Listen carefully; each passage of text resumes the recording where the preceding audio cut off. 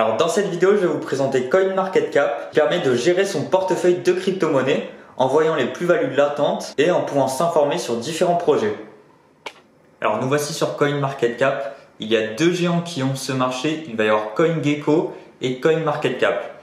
Ce sont des sites internet qui permettent de rechercher n'importe quel projet en crypto-monnaie, avoir les informations officielles, le site officiel d'un projet, un résumé de à quoi il sert, est-ce qu'il est déjà sur le marché et si oui, où on peut en acheter. Et ces deux plateformes le proposent d'une part pour les crypto-monnaies, mais aussi pour les plateformes d'exchange, la DeFi et le farming. Donc c'est vraiment deux sites essentiels pour s'informer sur beaucoup de projets crypto. Il y a également les white papers, les roadmaps, etc. Donc on peut vraiment s'informer énormément sur ces deux sites. Ici, je vais vous présenter CoinMarketCap car je trouve qu'il est plus intuitif sur le portfolio. Donc ça va être l'outil qui va nous permettre de gérer ces crypto-monnaies. On peut avoir une vue d'ensemble et également une évolution sur 7 jours, 30 jours ou même un an. Donc sur la page d'accueil, on se retrouve ici avec les principales crypto-monnaies. Bitcoin, Ethereum, Tether, Polkadot, etc. On va avoir le prix actuel en dollars, l'évolution en 24 heures, l'évolution des 7 derniers jours. Donc là, on voit que le Bitcoin a perdu 12% par exemple. Sa market cap, donc market cap, c'est la capitalisation globale d'une crypto-monnaie. C'est-à-dire que c'est le coût du marché global de cette crypto-monnaie. Pour obtenir ce montant de capitalisation, on prend le nombre de Bitcoin en circulation, on prend le prix d'un Bitcoin et on le multiplie. Et ça nous donne la capitalisation d'un Bitcoin. Pareil pour Ethereum, etc. Donc on peut voir un petit peu l'ampleur d'une crypto-monnaie en fonction de sa capitalisation. Et c'est pour ça que souvent on entend parler dans des portefeuilles globaux.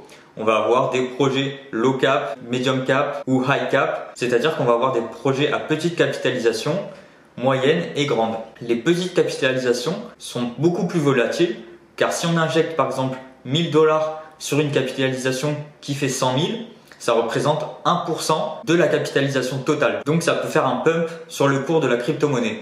En revanche, si on injecte 1000 $ sur la capitalisation du Bitcoin qui est énorme, ça va ne pas représenter grand chose. C'est pour ça qu'un portefeuille diversifié doit quand même avoir une base de grosse capitalisation avec des crypto-monnaies moins volatiles. Juste ici, on va avoir le volume d'échange par 24 heures d'une crypto-monnaie. Donc ça nous donne une idée si la crypto-monnaie est liquide, c'est-à-dire qu'on peut la revendre facilement au prix du marché, ou alors est-ce qu'il y a des écarts entre les acheteurs et les vendeurs. La supply en circulation, donc ça va être le nombre par exemple de Bitcoin en circulation sur le nombre total qui sera délivré de Bitcoin. Donc ici on a la petite info qu'actuellement on est à 18 millions de Bitcoin et la max supply, donc ça va être 21 millions de Bitcoin. On peut voir que sur l'Ethereum il n'y a pas parce que sur l'Ethereum il n'y avait pas encore de processus pour stopper le nombre d'Ethereum créés. C'est en cours de négociation avec les acteurs majeurs d'Ethereum et si ce vote a lieu, ça va participer à la déflation de l'Ethereum et donc la montée du cours. Donc ça aussi c'est un très bon indicateur pour analyser une crypto-monnaie. Par exemple, on voit que le Link, au final, sa max supply n'est même pas à 50%. Donc on peut se dire quand vont-ils être libérés? Et pour le savoir, ça, on peut aller dans la white paper, ce qu'on appelle l'économique du token, donc la tokenomics. Donc c'est le mode de délivrance du token au fur et à mesure du temps. Est-ce que c'est par des mineurs? Est-ce que c'est par du proof of stake? Si c'est de cette façon, pour qui? Est-ce qu'il y a une partie pour les développeurs? Est-ce que les développeurs vont toucher 10% de la supply totale d'un coup? Ou est-ce que c'est délivré dans le temps? Est-ce que ça va être pour l'équipe marketing? Est-ce que ça va être pour ceux qui sécurisent des nodes, etc. Rien qu'avec ces informations classiques, donc le prix, l'évolution par 24 heures, 7 jours, la market cap, le volume et la supply en circulation, on peut avoir quand même une idée globale du projet.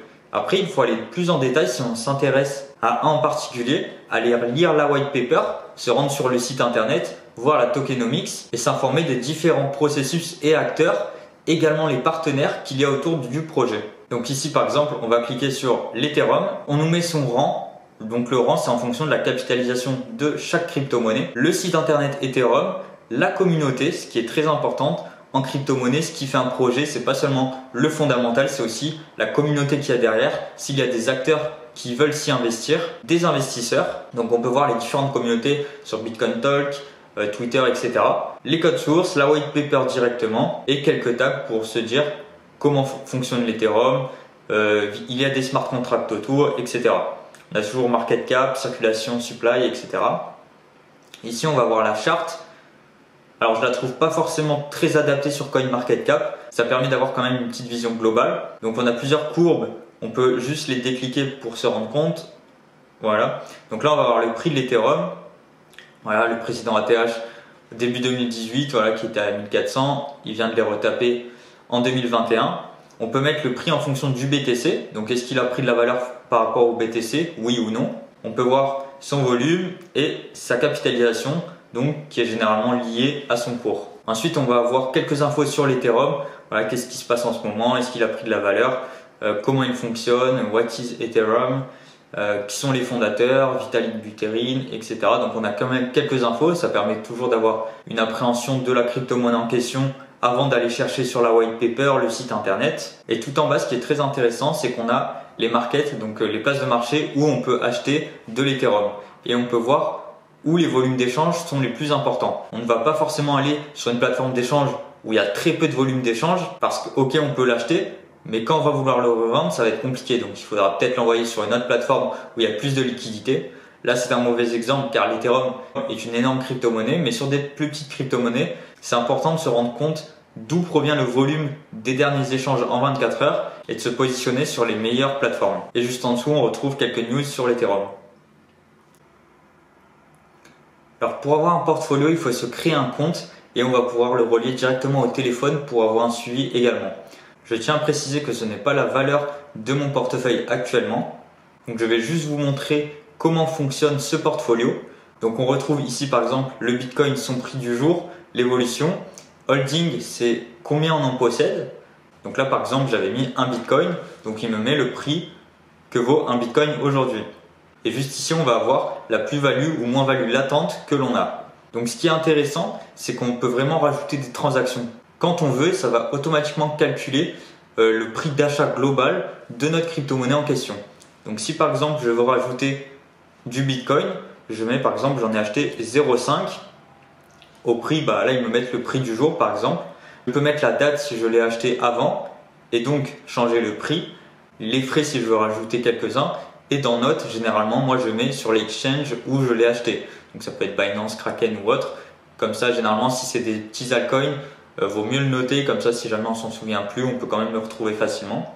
Là je vais faire add transaction, ça charge, il m'a rajouté mon Bitcoin mis, du coup j'ai 1,5 Bitcoin qui vaut 46 000 $ en tout aujourd'hui. Le petit tableau va se recalculer pour avoir un aperçu global, donc là bien sûr ça monte en flèche.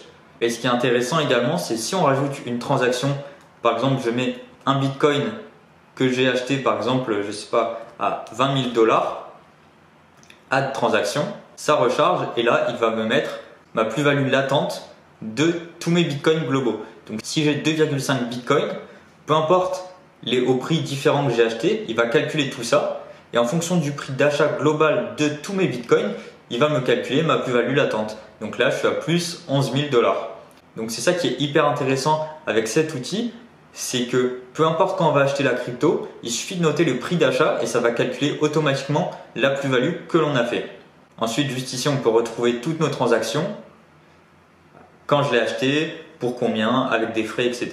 On peut en supprimer si l'on souhaite.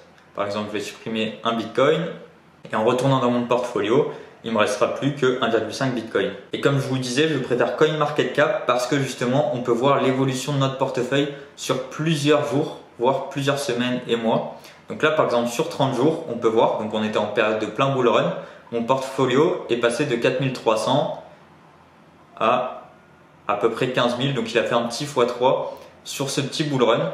Donc c'est super intéressant d'avoir un suivi lorsqu'on achète une crypto-monnaie. C'est ça qui va nous permettre de fixer notre prix de sortie et de savoir combien de plus-value on a fait en fonction des frais et des différentes plateformes. Vous pouvez naviguer sur la plateforme, il y a vraiment pas mal d'informations sur les produits dérivés, la DeFi, le top crypto en DeFi, le yield farming. Enfin, il y a vraiment beaucoup d'informations sur ces plateformes.